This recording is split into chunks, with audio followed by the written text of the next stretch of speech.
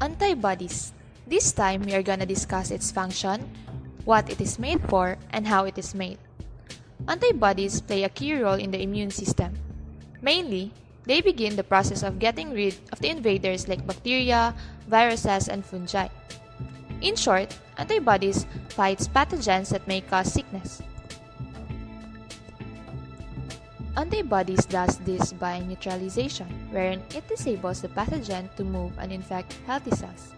Another means is by opsonization, wherein it enables the macrophage to attach to the pathogen by the use of the Fc receptors. And this will help the macrophage to gobble him up, and that's phagocytosis. Other functions include antibody-dependent cellular cytotoxicity or ADCC, which involves the natural killer cells, complement-mediated lysis of pathogen by means of complement activation, mediation of allergic reaction, mucosal immunity, and neonatal immunity. So what are antibodies? Antibodies, also known as immunoglobulins, are Y-shaped proteins that are produced by the activated B cell, which are the plasma cells. They act as immune scouts, which will be elaborated later on. First, they find antigens, stick to them, and identify for the immune system the exact type of antigen so that it can be destroyed. Remember that each antibody is made for one and only one antigen, and it's fitted with special receptors that will only bind to that antigen. For instance, a specific antibody is created to help destroy the chickenpox virus. Only that particular antibody will attack the chickenpox virus.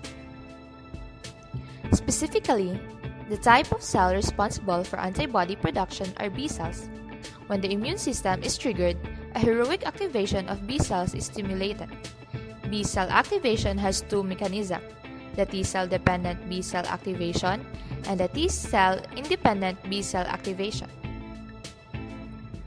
For the T-cell dependent, it is usually with the professional APCs, and only protein antigens are processed. It all starts when a follicular dendritic cell presents an antigen to the naive B cells in the primary follicle of the secondary lymphoid organs like the lymph nodes and spleen. T-dependent antigen binds to the immunoglobulin receptors in the B cells. This will be the primary signal causing an activation in the intracellular signaling pathway of the B cells.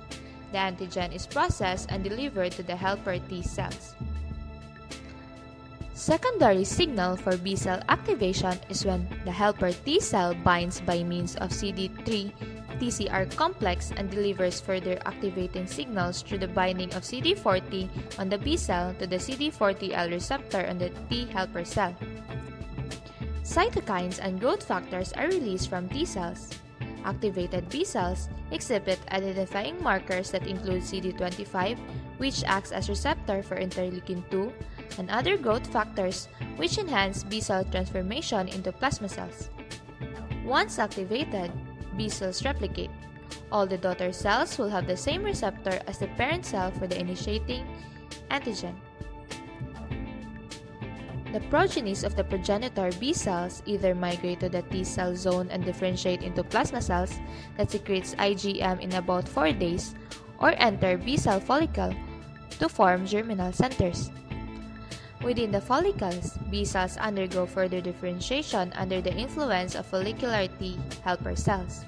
CD40 on B cells must interact with CD40L on the T helper cells in order for germinal center formation to occur, where both plasma cells and memory cells are formed. Memory cells are progeny of B cells that have been exposed to antigen. They are characterized by a long lifespan and rapid response to second exposure to the triggered antigen. They have built-in memory distinguish the adaptive immunity from the innate immunity. In the germinal centers, B cells undergo gene rearrangement, which allows expression of different classes of immunoglobulins. Cytokines acting on B cells determine the class of antibody that will be expressed. Switching to IgM to IgG also occurs. These altered B cells with rearranged DNA then differentiate into plasma cells capable of making antibodies other than IgM. where most class switching results in IgG-producing plasma cells. Once formed, plasma cells leave the lymph nodes and circulate in the peripheral tissues. They secrete antibodies and have relatively short lifespan. Some plasma cells migrate to bone marrow, where they provide long-lasting memory. Now, for T-cell independent. Usually, their antigens are plant lectins or LPS in the bacterial cell wall and collectively known as T-cell independent antigens. These antigens are able to elicit antibody formation in the absence of T cells, thus no interleukins involved.